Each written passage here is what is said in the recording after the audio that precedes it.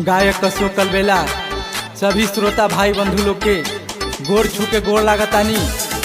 हमरा आशा बा, पूर्ण विश्वास बा कि ये गाना रोनी सबके पसंद आई।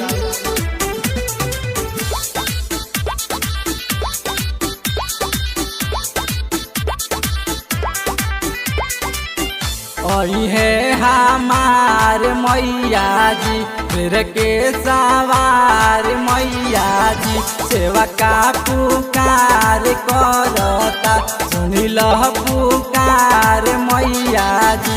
आज अंगनैया आई है, शेर के सवारी करके मैया आई है, संग में भैरो भैया आई है।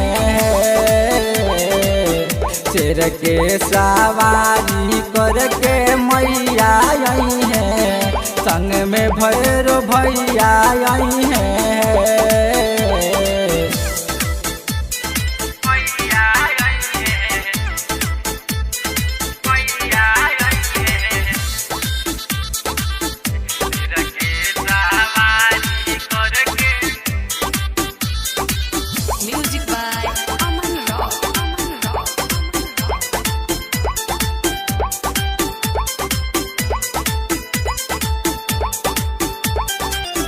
गैया के गोबारा से अंगना लिपाव सखी, गजमोती चौका से आसन सजाव सखी।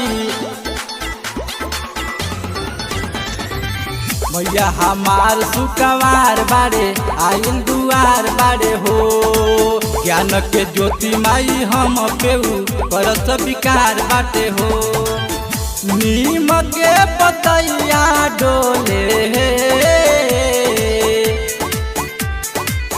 शेर के सवारी करके मैया आई है, संग में भैरो भैया आई है।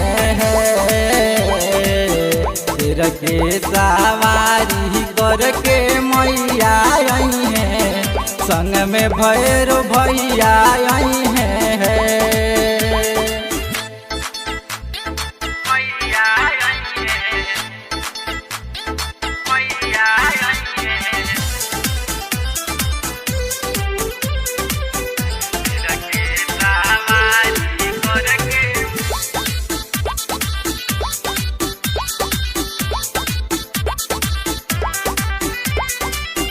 पान फूल कसैली माई के नेवता पे ठावतानी, तोरे बहिन के अपना घरे बोलावतानी।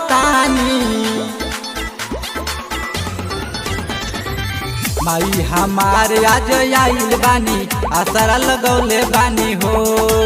माई के चरनिया में अपन जाके तिरवा नवले बानी हो। सृष्टि रचवैया आई है,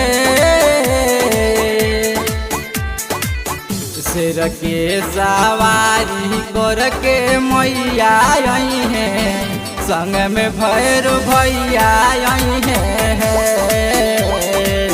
शेर के सवारी करके मैया आई है, संग में भैरो भैया आई है।